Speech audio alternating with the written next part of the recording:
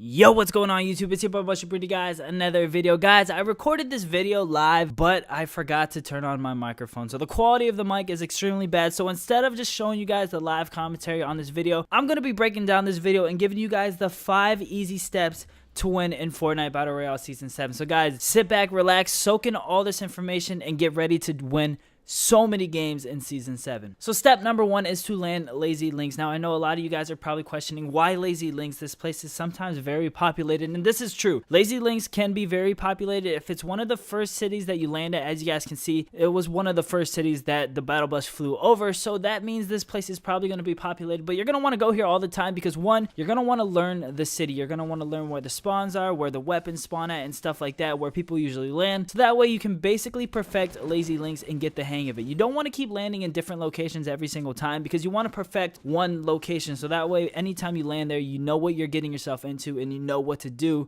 in sticky situations. So again, sometimes the battle bus won't even be close to Lazy Links. Now that's good. That means not that many people are going to go there, but this is the hardest step, is step number 1 and step number 5. Now I think step number 1 is going to be harder because sometimes it's going to be a little bit more populated than other times, so it's going to be kind of hard to win that city. You're basically going to fight, and if you can't win that city, it's going to be impossible for you to win a game. So you got to get your skill level up to the point where you're going to be able to win the city, take it over, and beat everybody there. Once you win the city and take it over, we're ready to move on to step number 2. And step number 2 is loot every single thing you possibly can that you find at the city. Now we're not just talking about looting chests and stuff like that and opening up walls. We're also talking about making sure that you're farming trees, bushes, brick walls, metal, anything metal. And the reason this is because Lazy Links is a segregated city. Like it's a location that nobody's ever going to rotate to. Nobody ever lands Tilted Towers and says, hey, let's rotate Lazy Links. Nobody lands Loot Lake and says, hey, let's rotate Lazy Links, because it's so far outside of the map to the point where everyone's like, you know what, Lazy Links isn't worth it. It's probably already looted, and the people that landed there probably rotated out. The only people that might rotate is from Motel. They'll take a rift and they'll come over to Lazy Links, but that's sometimes. You'll realize that and see it sometimes.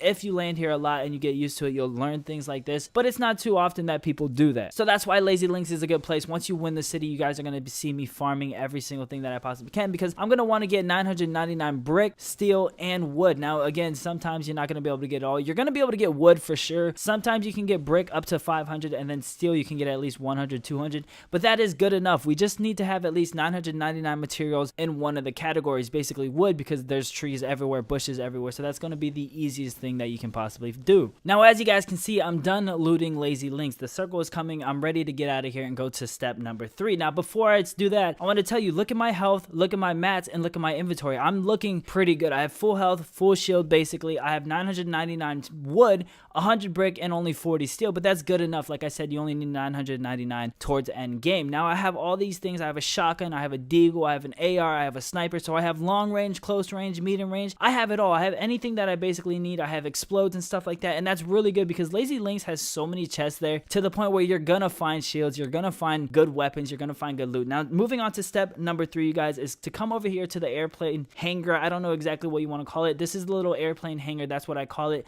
You're gonna want to come in here, close the door, loot the chest, and basically you're gonna want to hide in here until the circle closes. So if you keep getting in the circle, hiding in here, that's good. That means you're not gonna have to move. You're gonna want to farm everything in here. Again, the reason is because we're getting a lot of steel, we're getting a lot of brick, and we're getting a lot of anything else that we can farm off of these things. Not only are we getting mats, we're clearing it up so that way if somebody does come in here, we have a lot of different places that we can actually see him and third person peek him from. Now, all these things being in the way, he can hide behind it and we can actually end up dying like that. So we're just making things safer. You're also going to want to break this wall a little bit, just to the point where it's at 50 HP, so that way if somebody does come in here and things get crazy, you have a backup plan. You have a way to get out of there. All you have to do is run up to that wall, hit it once, and try to dip out of there. So this is all we're going to do, is sit here until the circle basically moves away from us and we can't do anything about it. A little tip for step number 3 is to come next to this little wall and you can actually third person peek the door. So if you hear somebody coming, you can actually watch them walk in and then get ready to shoot them with your shotgun. So it makes things a little bit easier. So now, as you guys can see, we're moving on to step number 4. Now the circle, we're not in the circle no more, so we need to rotate over to the new one. So you want to get out and get in one of these airplanes and just rotate to the new circle. This is step number 4. You're going to be rotating game a few times, depending on how many times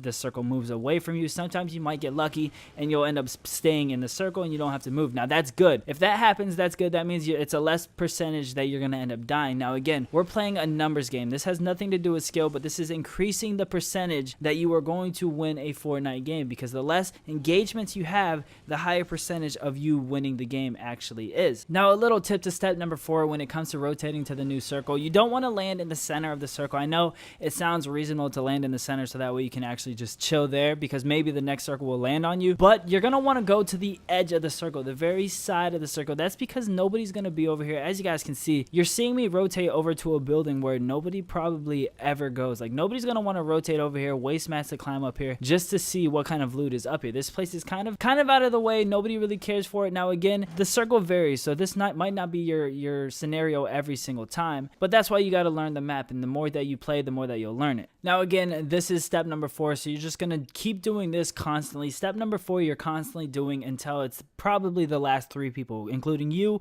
and 2 other people. Now the reason this is because step number 5 includes how to win when it comes to the last few people. Now we're trying to avoid gunfights as much as possible, so anytime that people are fighting, we're not going to peek up and shoot. We're not going to crawl around bushes. We're not going to move from tree to tree on the floor. We're going to fly to the next location, pick a spot in that location, and hide in that location with a 1x1 circle, or you can be inside of the building. Anything that keeps you covered but you're not in the open. A lot of people like to move slowly from bush to bush or tree to tree. That's not how you do it, because you can be seen from any different angle. Now from a spot like this, I have high ground and I'm in the circle and I can see everything around me. I don't have to worry about people seeing me because I'm protected by my walls surrounding me. Then I put this roof up and I'm able to third person peek it and wait to see if I can see anyone. Now we're going to skip to the very end of the game when it's me and 2 other people. So before we move on to step number 5, you guys are probably curious what the heck happened, because I'm missing mats. I don't have any more wood. I have no health and I barely have any shields. So if you guys want to see the fight, I'm going to leave that at the end of the video. It was unfortunate that I ended up getting in a fight with somebody in the game.